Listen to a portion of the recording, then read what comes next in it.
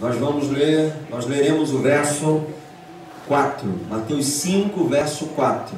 De manhã nós lemos o verso 3, e hoje, agora no momento, o verso 4, e a gente vai entender o que a palavra do Senhor tem para o nosso coração. Diz assim: bem-aventurados os que choram, pois serão consolados. Só isso. Vamos ler juntos então? Bem-aventurados os que choram, pois serão consolados. Só rapidinho, Rafa, não deixa ninguém sair surdo daqui não, hein? Tá bom? A gente está fazendo uns testes aí com os microfones, então só não deixar ninguém sair surdo daqui. Hoje de manhã a gente falou sobre o que significa essa bem-aventurança. Que história é essa de bem-aventurança? Bom, de linhas gerais a gente lembra que bem-aventurança tem a ver com felicidade, não é isso? Bem-aventurado é feliz. Desde pequeno, quando a gente lê, talvez o Salmo capítulo 1, bem-aventurado o varão que não anda segundo o conselho dos ímpios, nem se detém no caminho dos pecadores e nem se assenta na roda dos escarnecedores. A palavra bem-aventurado sempre figurou para a gente como felicidade. Só que tem uma coisa, e eu disse hoje de manhã, e eu vou dizer do mesmo jeito como eu disse de manhã: não pisque, tá bom? Olha para mim, não pisca, para você entender o que eu estou dizendo aqui nessa palavra bem-aventurança. A palavra bem-aventurança, texto bíblico do Novo Testamento, foi escrito em grego, não foi escrito em hebraico. Você lembra disso, lá de estudo bíblico, de EBD? O Antigo Testamento foi escrito em hebraico, o Novo Testamento foi escrito em grego. Só que tem um porém: o texto foi escrito em grego porque era a língua que a maioria das pessoas, esmagadora maioria das pessoas falava. Então, quando se pegava o texto bíblico, nada melhor do que ter um texto que fosse divulgado com grande amplitude. Então vamos escrever em grego, pensou Mateus. Vamos escrever em grego, pensou João. Só que Jesus não falava grego. Jesus falava aramaico, que era um grego, que era um hebraico da época. Então Jesus falava hebraico. Por que eu estou me detendo para a gente pensar sobre isso? Seguinte: quando Jesus fala bem-aventurado, lá na língua dele, no hebraico, que é a língua que ele falava, a palavra não significa felicidade. Felicidade significa no texto grego. Mas no texto original de Jesus, na fala original de Jesus, bem-aventurado significa aqueles que estão a caminho. É isso daí. Todas as vezes que você ouvir a palavra bem-aventurado, você vai lembrar disso. Aqueles que estão a caminho. E parece de maneira muito proposital que o sermão é chamado de sermão da montanha.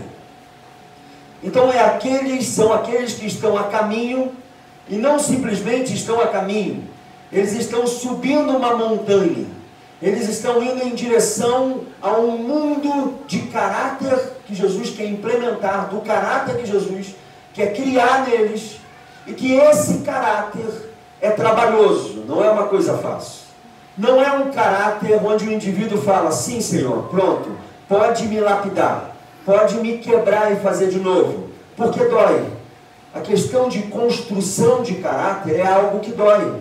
Porque você tem que abandonar velhas práticas, coisas que você fazia no passado e que apenas revelava a figura de uma velha criatura.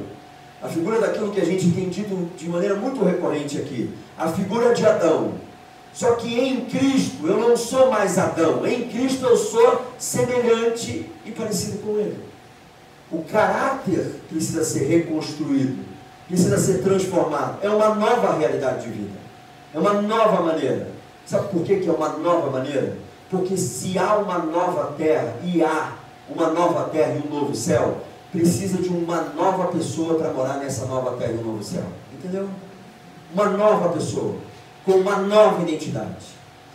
E quando Jesus está escrevendo esse texto aqui, o verso 3, dizendo bem-aventurados que choram, ele está dizendo o seguinte: aqueles que estão a caminho de um objetivo. Que objetivo é esse? Ser como Jesus.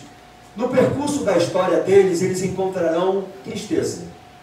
Eles encontrarão no percurso da história deles uma via que se chamará via dolorosa. Não é um caminho fácil, não é um caminho de tranquilidade. Se você ouvir um evangelho que é um evangelho de facilidades, você lembre, não é o evangelho de Jesus. Porque o evangelho de Jesus, ele sim promove paz. Ele não diz isso: deixe-vos a paz, a minha paz dou a vocês. Não dou como o mundo a dá, mas eu dou paz a vocês. É paz em meio à tormenta. É tempestade acontecendo e você tendo paz. Mas há um texto bíblico que diz o seguinte: eu não vim trazer paz, eu vim trazer espada. O que Jesus queria dizer com esse tipo de coisa? Ele quer dizer o seguinte: eu vim trazer para vocês conflito, a ponto de você parar, olhar para a sua vida e perceber que a sua vida não está em conformidade com alguém que almeja o reino de Deus dentro de casa.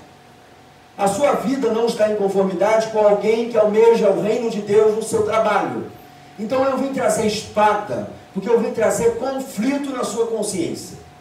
Eu vim trazer você chegar um dia, sair da mensagem que você ouviu e você se sentir incomodado, com um embrulho no estômago, porque você ouviu uma palavra que é uma palavra que confrontou a sua maneira de viver, confrontou a sua maneira de falar. Quando Jesus vai dizer sobre o reino de Deus, ele vai dizer que o reino de Deus é tomado à força. Ele não está dizendo para você ser violento com ninguém. Ele não está dizendo que você tem que meter o pé na porta e achar que tudo se resolve com o pé na porta. Ele está dizendo o seguinte: quando eu digo que o reino de Deus é tomado à força, eu quero dizer sobre duas figuras. É Jesus dizendo, sobre duas figuras. De um lado tem uma figura do velho homem dizendo: não, você não vai fazer o certo. Não, você não vai por esse caminho de justiça, de verdade, de seriedade, de caráter. E aí o reino de Deus, junto com o conflito com o reino dos homens, a figura de Jesus e a figura de Adão, eles entram em conflito. É um embate. O reino tomado à força. É um reino do horizonte de conflito. É um reino onde eu olho para mim e digo: não, mas peraí, eu estou errado. E isso dói, gente. Isso dói. Isso faz a gente sofrer quando a gente quer viver algo na contramão de um sistema. Quando você quer viver na contramão de todo mundo. Já nadou contra a corrente? Uma vez eu tive o desprazer, porque não é bom isso não, gente. Tive o desprazer de nadar contra a corrente. Você dá abraçada, você não consegue. E é desesperador, porque você não consegue.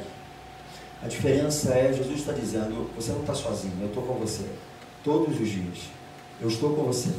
Quando te faltar força, eu serei a sua força e me aperfeiçoarei na sua confissão de fraqueza. Eu serei a sua força. Eu estabeleço e me estabeleço através de você. Agora, quando a gente lê essa parte, bem-aventurados que choram, eu fiquei imaginando o que todos nós vivemos e nós não gostamos disso. Ninguém aqui gosta de sofrer. Alguém gosta de sofrer aqui? Alguém disse: estou com vontade de sofrer hoje. Você acordou com essa vontade de sofrer hoje? Porque se você acordou com a vontade de sofrer hoje, vamos marcar quarta-feira no gabinete para a gente conversar. Porque não é normal para o ser humano gostar de sofrer, querer sofrer. Não é normal querer sofrer. Não é gostoso sofrer. Não é bom sofrer. Ninguém gosta de sofrer. Esse negócio é para masoquista. Aquele pessoal que aplica a dor sobre si. Gosta de sofrer. Nós não gostamos de sofrer. Ser humano nenhum gosta. Sabe por que a gente acredita que a gente pode ter a certeza que a gente não gosta de sofrer? Quantas vezes você tenta amenizar a sua dor de cabeça com algum remédio? Quem aqui está dizendo: eu estou com uma dor de cabeça? Que bom. Obrigado, Senhor, pela dor de cabeça. Ou você toma um remédio contra a dor de cabeça? Você toma um remédio. Você anda por aí e você pisa num prego. Assim, glória a Deus pelo prego. Senhor, muito obrigado por esse prego vir no dia certo que eu estou querendo sofrer. Não, você vai procurar para tomar uma antitetânica, não é isso? Senão pode dar ruim para você. Você vai procurar alguma coisa que sane a sua dor. A gente não quer ir em direção à dor. A gente está na contramão da dor. E para o povo judeu isso sempre foi um grande problema. E eu vou dizer que não é só para o povo judeu que a gente vai trocar ideia e entender que é um problema para o nosso cotidiano. O judeu sempre acreditava que sofrimento era algum tipo de retribuição de Deus contra eles. Qual é o livro que diz sobre isso para a gente? Livro de quê? De Jó. O livro de Jó está baseado numa teologia da retribuição. Os amigos de Jó se reúnem, eles fazem uma reunião, como uma reunião de teólogos da época, e vão dizer o seguinte: vamos pensar por que Jó está sofrendo? Vamos, claro. É ele que está sentindo a dor, a gente fica aqui pensando sobre a dor dele. Não tem problema nenhum. Então vamos pensar sobre a dor de Jó.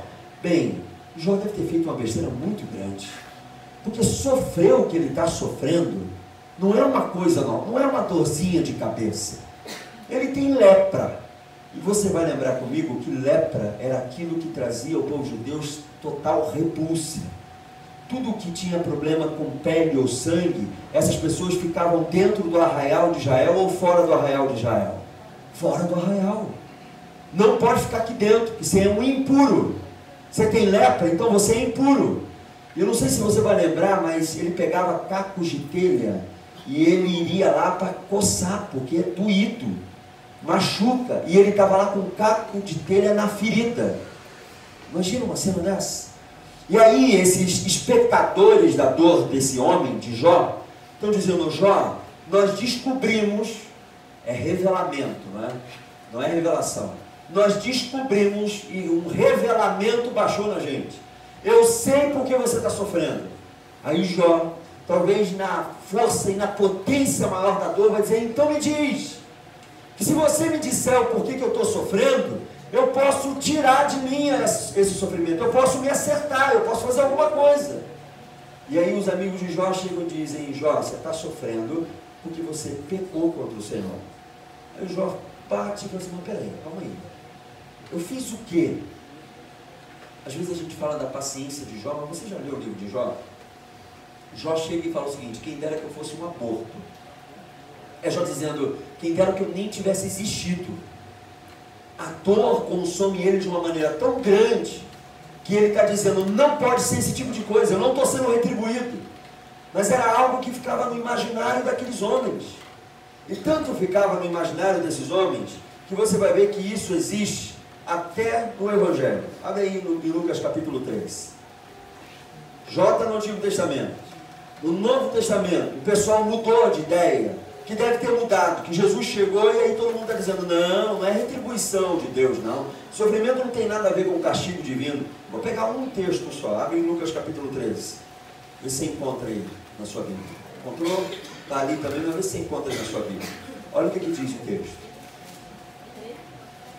Lucas capítulo 13.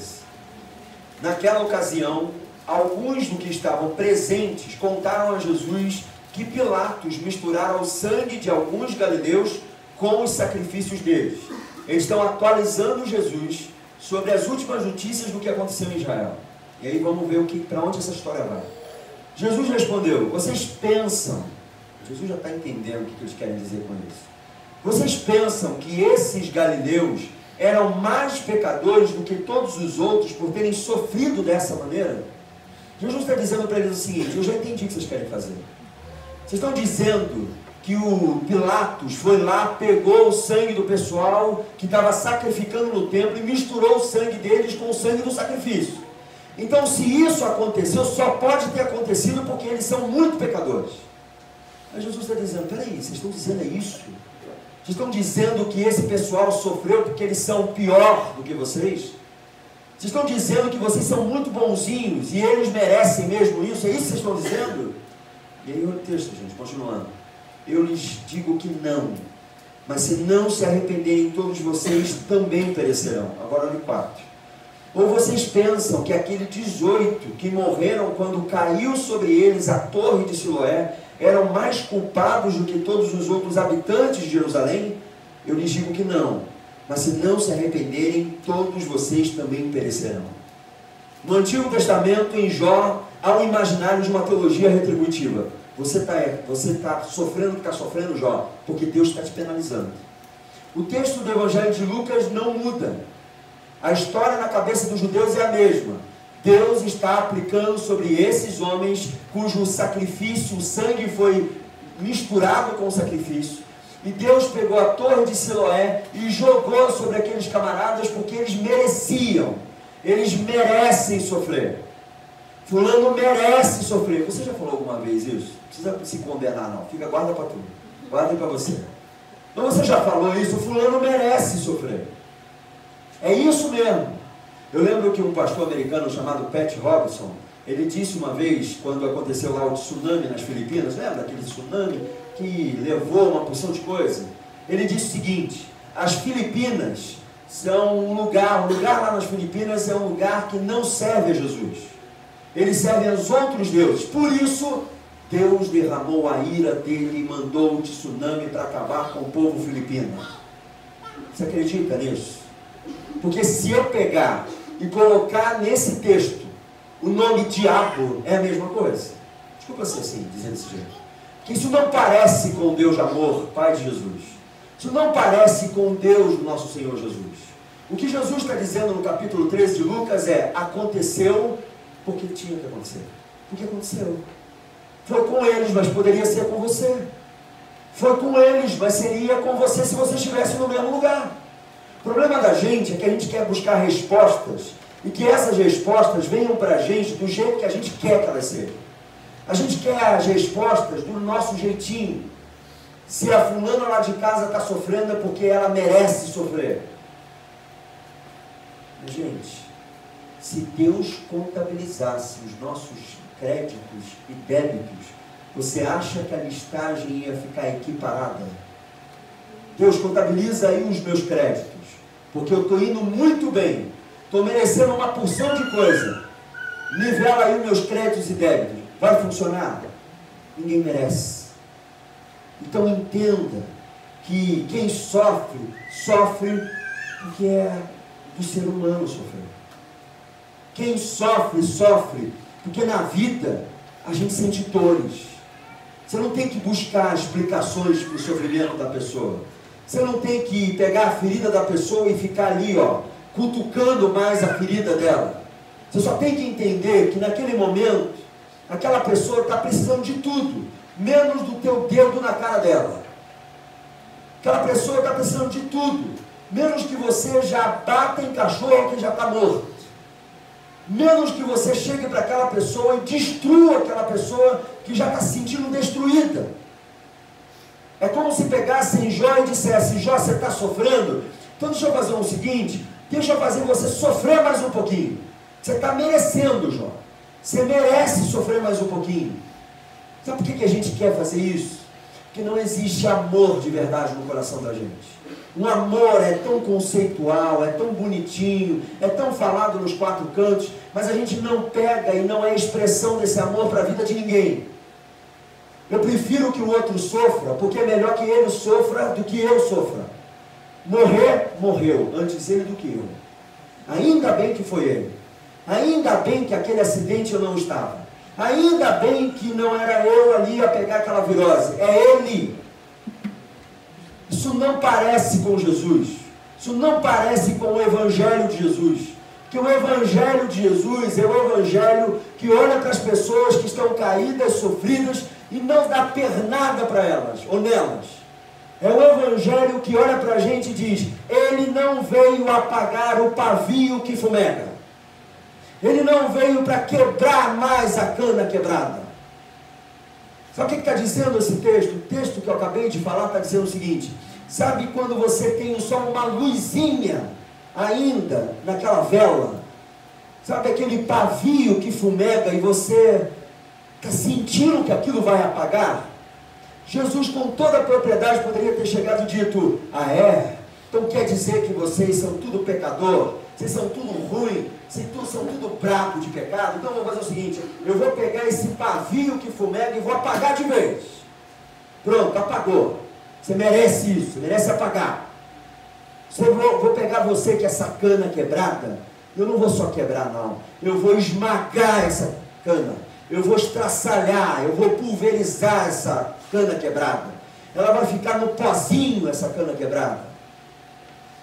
Jesus está dizendo nesse texto que ele não apaga o pavio que fumega, que ele está dizendo: eu não vim para você perder a esperança, eu vim para te dar ganho de esperança na vida.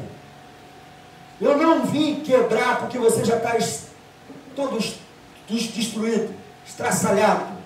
Eu vim pegar você que é cana quebrada e eu vim reconstruir essa cana que é quebrada para ser uma cana transformada. E agora essa cana quebrada que nem água passava porque não dava, porque era quebrada, essa cana agora vai ser um rebento de água viva.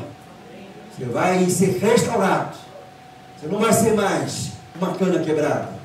O problema da gente é ver o pavio que fumega do outro e dizer, está quase apagando, deixa eu ajudar. E apaga. É pegar o outro que já está todo quebrado e dizer, deixa eu transformar em pó. Porque se está quebrado é porque merece.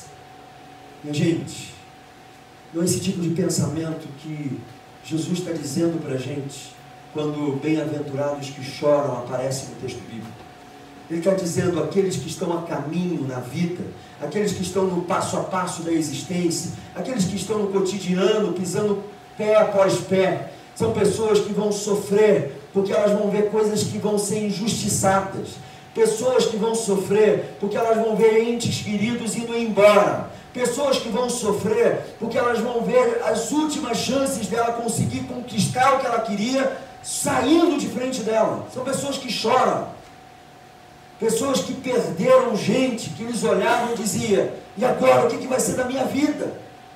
Como a viúva de Naim, que perdeu o que ela tinha para dizer, e agora? Jesus não é uma carpideira. Você lembra da carpideira? Carpideira existe desde a época de Jesus. É gente paga para chorar. Então você pagava a carpideira para fazer a tristeza ficar mais triste. Já viu isso? Para você ver a dor ficar mais dor. E aí a pessoa dizia, vamos fazer o seguinte, isso é verdade, tá, gente? Vamos contratar um pessoal que chora, porque eu estou achando que isso aqui não está tão triste. E aí chamava o pessoal que chorava, carpideira, e ela ia chorando. Era até escandalosa, né? Ah, meu Deus, jogava para tudo quanto é lado. E agora? Me leva. Já viu a história do me leva? Me leva. E cai e se me tira. É isso aí. A carpideira é isso aí. Me leva e me tira. Que caiu dentro da sepultura. Paga para chorar. Paga para chorar. Jesus não é pago para chorar. Ele sofre as dores que a gente sofre. Quando em João capítulo 11, Jesus chora diante de um túmulo, ele não chora porque ele é impotente para não ressuscitar Lázaro.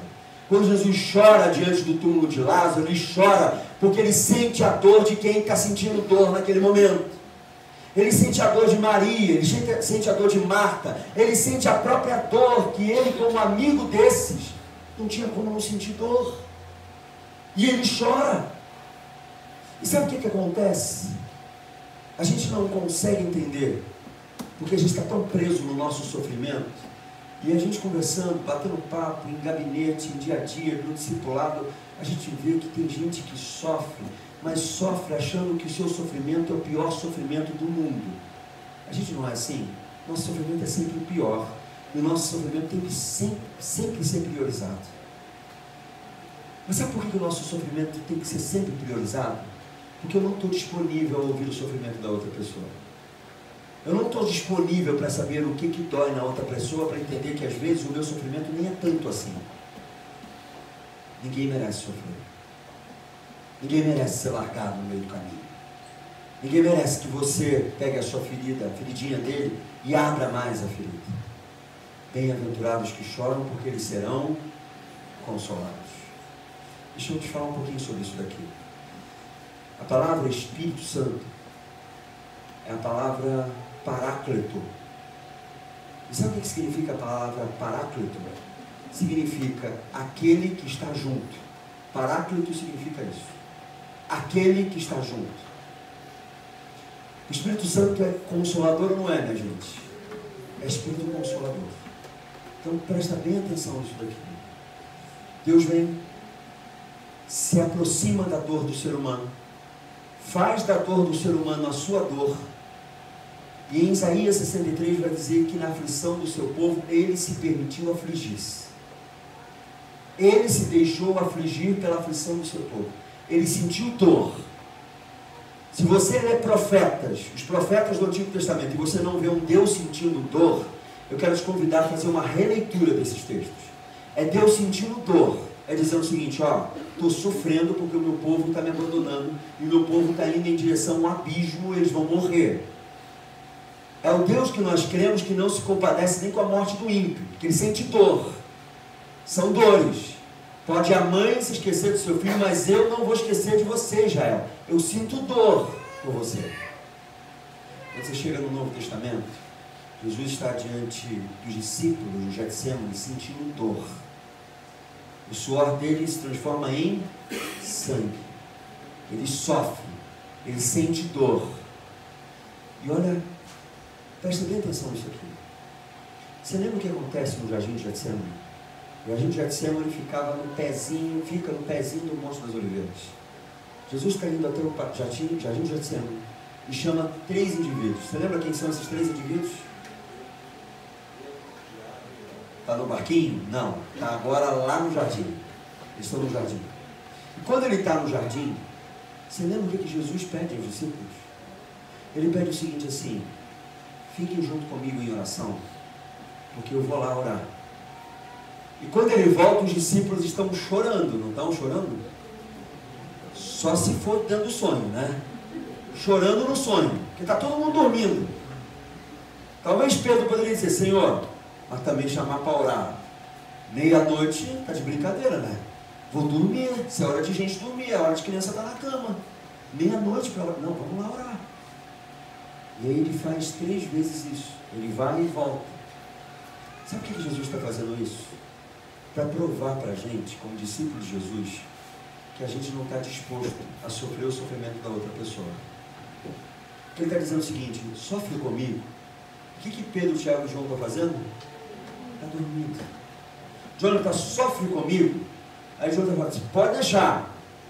E some. Vai embora. Porque eu já estou cheio de problema. Eu já estou cheio de dificuldade. Eu não tenho que me envolver com o teu problema. Agora tem uma coisa. O Espírito Santo, Paráclito, aquele que está junto com a gente, que a palavra significa, é aquele que está junto com a gente para promover consolo na vida da gente. Mas não só promover consolo para a vida da gente. Ele quer promover consolação para quem não tem consolo.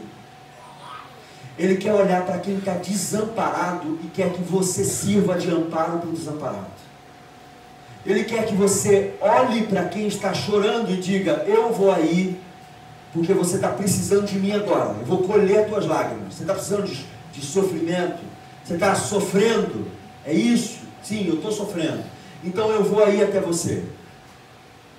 Porque o convite do Espírito Santo, quando ele mora dentro de você, é que eu e você sejamos pessoas que promovam vida na vida de quem não tem mais vida.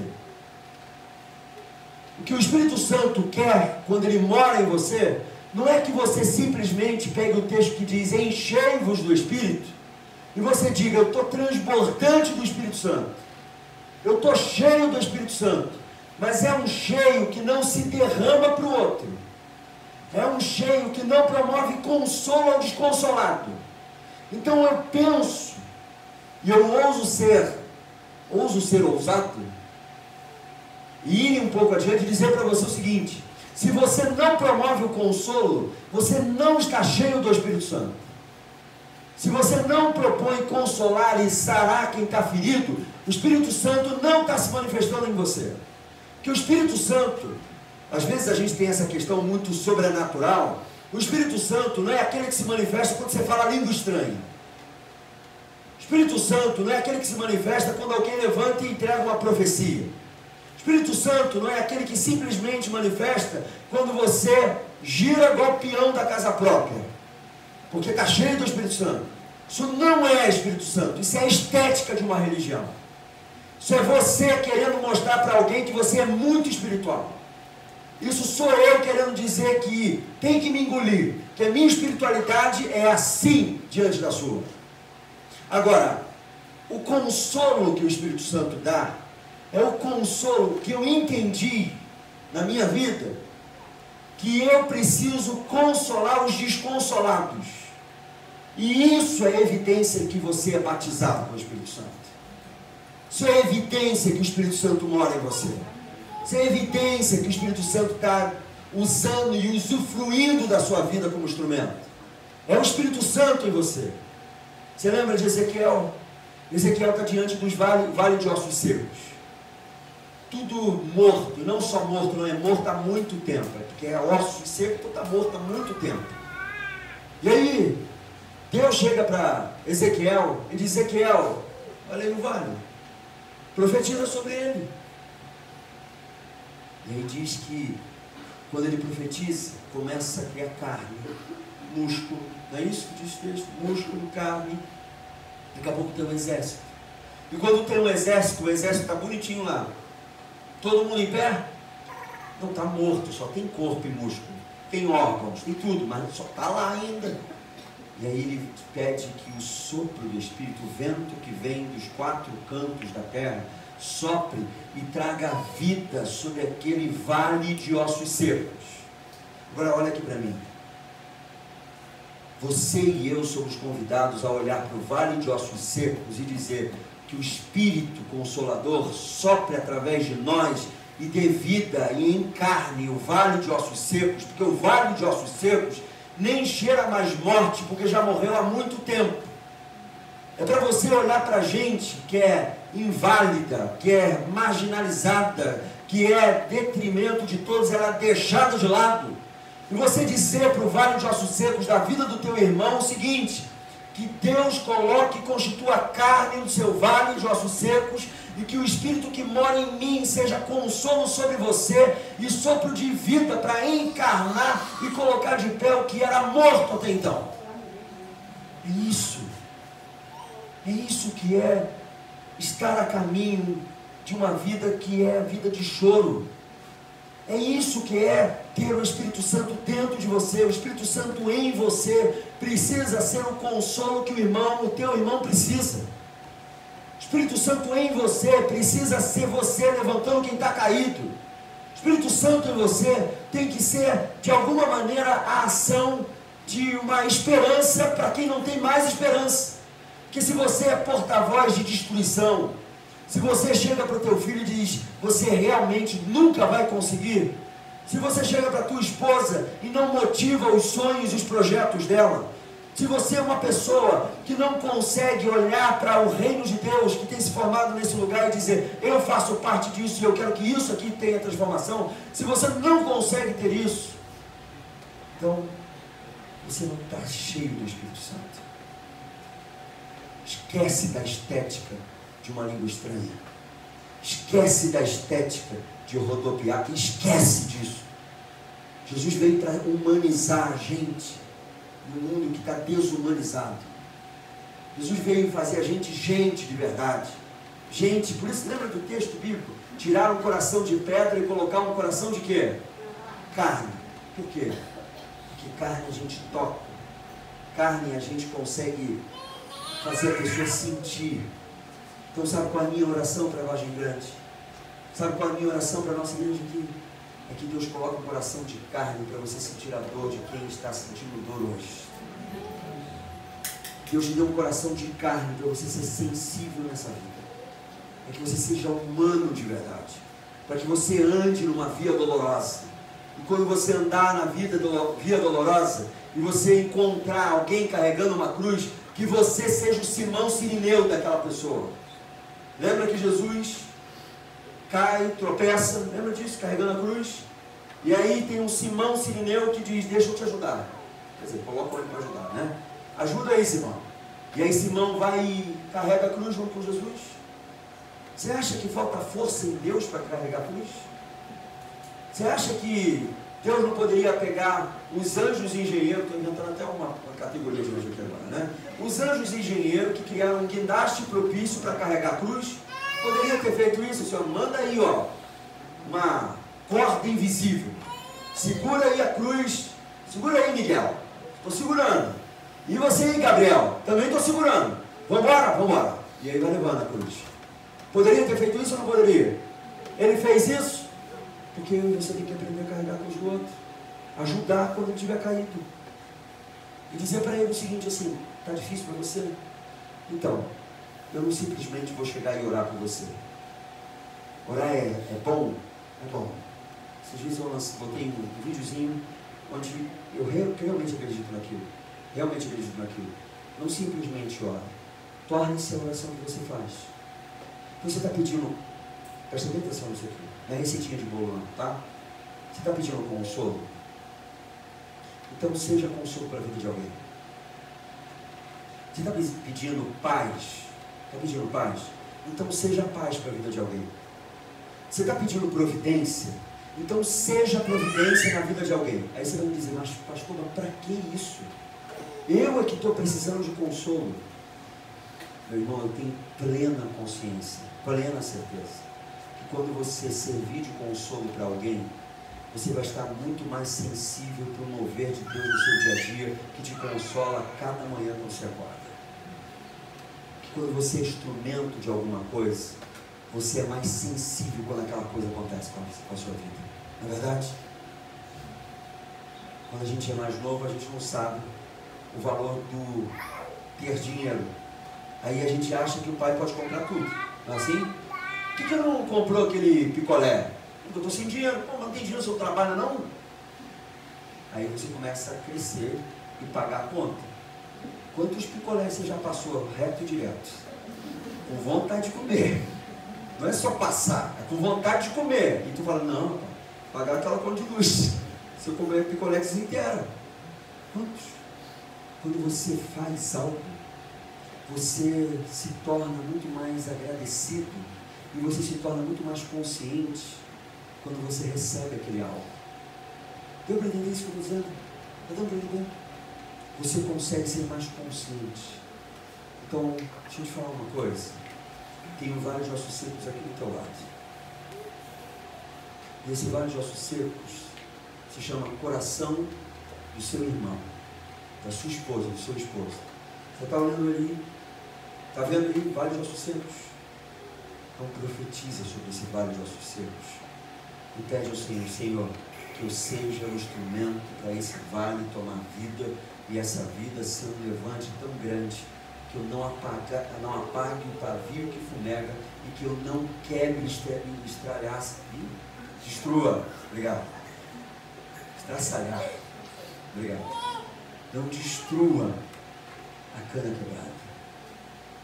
Você é consolado para consolar, é Paráclitos, aquele que está junto. Você vai deixar teu irmão sofrer? Deixa eu convidar para você, para a gente ir terminando, abrir junto comigo no texto de Paulo, 2 Coríntios,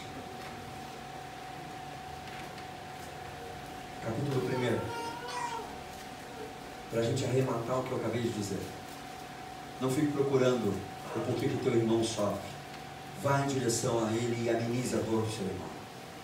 Não fique tentando pensar que ele merece sofrer. Seja a graça, favor e merecido pela vida do teu irmão. Porque você também não merece uma porção de coisas. E eu também não mereço nada que receba.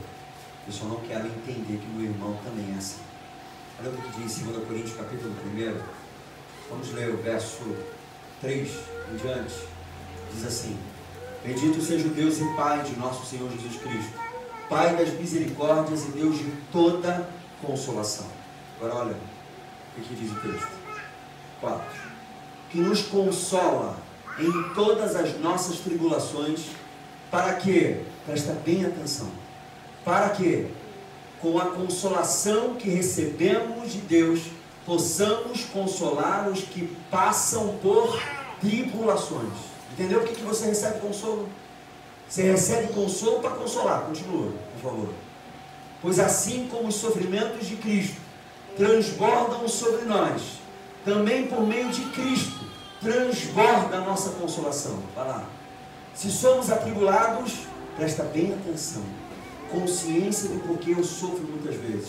Se somos atribulados é para a consolação e para a salvação de vocês.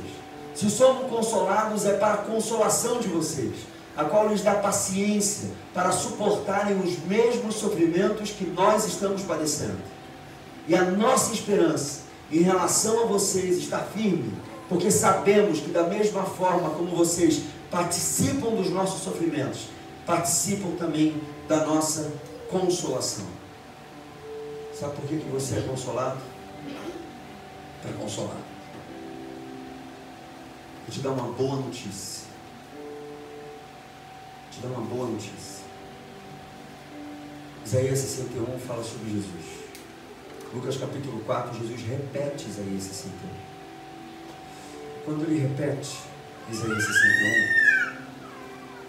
ele vai dizer para a gente que Jesus veio para fazer isso daqui. Ele é aquele, versículo 2 de Isaías 61, que veio proclamar o ano aceitável do Senhor, o dia da vingança do nosso Deus, e por fim, para consolar todos que andam tristes. Você está triste? Jesus veio consolar você e dar a todos os que choram em Sião uma bela coroa em vez de cinzas, óleo de alegria em vez de pranto, e um manto de louvor ao invés de espírito deprimido. Eles serão chamados de carvalhos de justiça. Você conhece o carvalho? Forte, bruto. Carvalhos de justiça. Plantio do Senhor para a manifestação da sua glória. Está doendo, meu irmão? Ele veio consolar os que choram. Você está passando por uma dificuldade muito grande. Então simplesmente diga para o Senhor nessa noite: Senhor, está doendo muito e eu preciso ser consolado. Está muito difícil, Senhor. Eu preciso ser consolado. E aí, quando você estiver consolado, lembra do que Paulo diz? Ele promoveu consolação em você, para você consolar todos os que choram.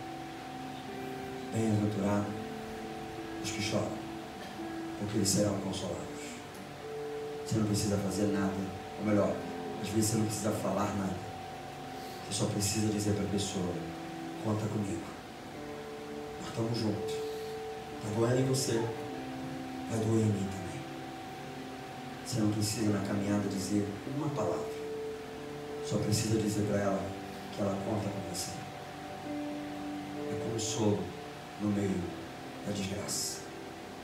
Feche os olhos e cubra a sua cabeça. Vamos orar ao Senhor.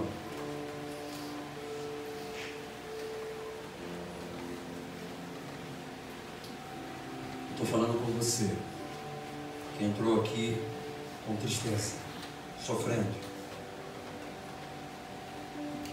Talvez você hoje está fazendo um percurso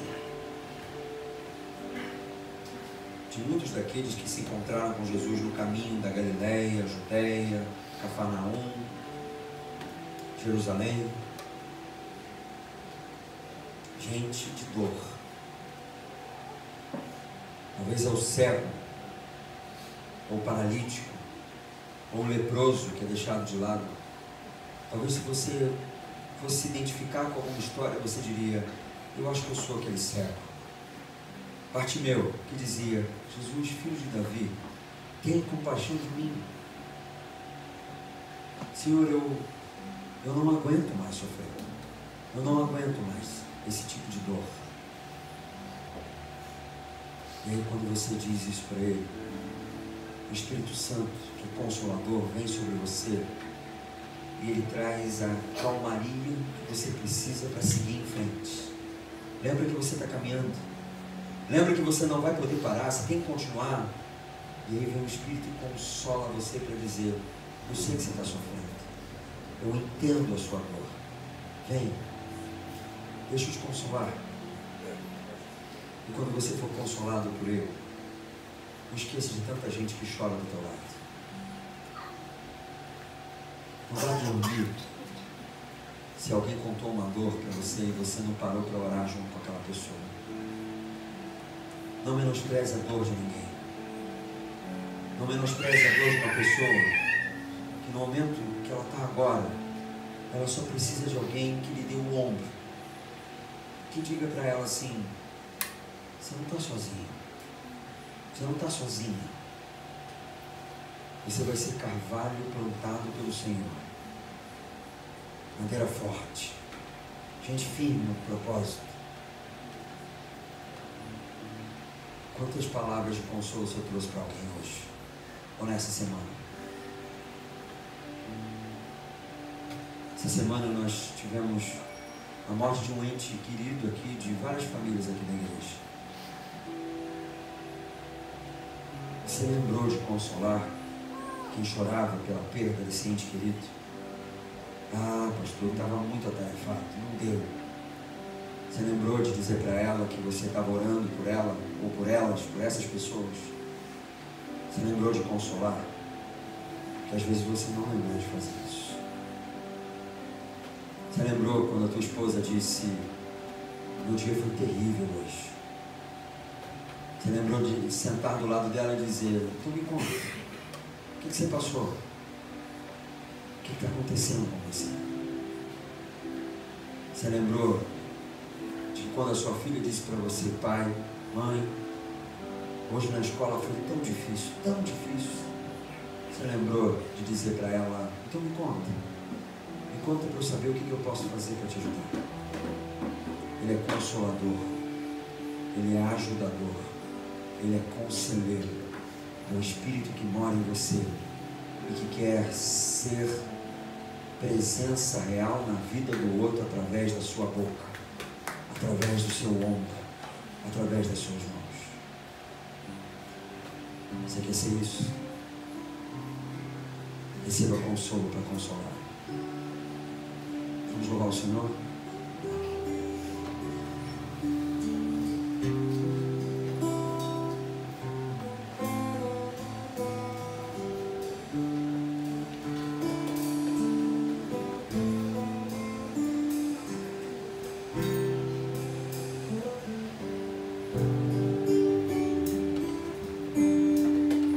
Espírito Santo, ore por mim, leve para Deus tudo aquilo que eu preciso. Espírito Santo, use as palavras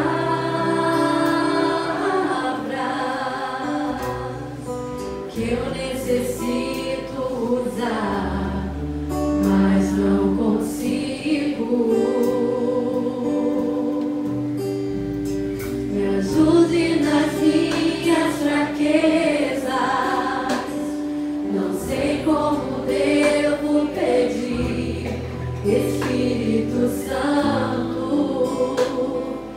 vem interceder por mim.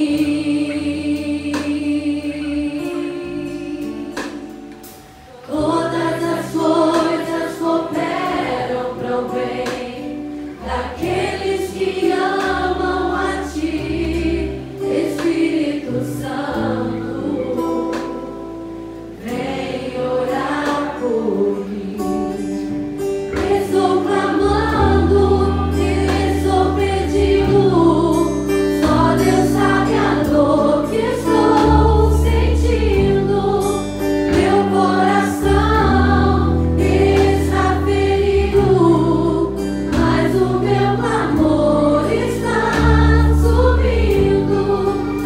Estou clamando, estou pedindo, só Deus sabe a dor que estou sentindo. Meu coração está ferido, mas o meu clamor está subindo. Antes da gente cantar mais uma vez, eu quero convidar você que está sentindo dor, você que está dizendo que está doendo aqui, ó, muito, eu preciso ser consolado. Que você se coloque de pé para a gente orar por você. Fique de pé. Eu estou precisando de consolo. Só você que precisa de consolo. Talvez a estrada na vida está tão difícil, você está dizendo: eu não consigo. Está muito difícil, está muito complicado. Está complicado dentro de casa, está complicado no trabalho, está complicado, muito complicado. Eu preciso de consolo. E aí você faz esse clamor ao Espírito: Espírito, me consola. E você que tem o Espírito Santo que mora dentro de você, um dia você é consolado e outro dia você serve de consolo para a vida de alguém. Você que precisa ser consolo para a vida de alguém agora, olhe para a pessoa que está em pé e coloque a mão sobre ela, dizendo: eu quero ser a presença de Jesus sobre você. Eu quero ser o Espírito que consola sobre você. Não deixe ninguém sem colocar a mão. Ainda tem pessoas que não foi colocada a mão. Coloca sobre a vida da pessoa. Coloca. Preciso de consolo, Senhor. Ora pela vida dessa pessoa, que ela ouça a sua oração, ela ouça a sua oração. Olhe bem pertinho dela, no ouvido dela, e diga para ela: Senhor, se está doendo e o que está doendo, vai, Senhor, manifesta na vida dela a tua presença. Senhor, sara as feridas dela, Senhor. Consola a vida dela, Senhor. Seja você o consolo. Isso. Manifesta, Senhor, a tua presença. Manifesta o teu amor sobre nós. Consola as dores mais profundas, Senhor. Aquilo que está dentro da gente, Senhor. Aquilo que está dentro da gente, que às vezes a gente não consegue nem expressar. E é por isso que a tua palavra nos diz que o teu Espírito intercede por nós, porque a gente não sabe orar. E ainda mais em momento de dor, Senhor, a gente ora e sabe orar menos ainda, porque não dá nem para traduzir em palavras a dor que a gente sente. A gente pensa em determinadas palavras para falar, mas a dor é tão grande, é tão maior do que qualquer coisa que não dá nem para falar.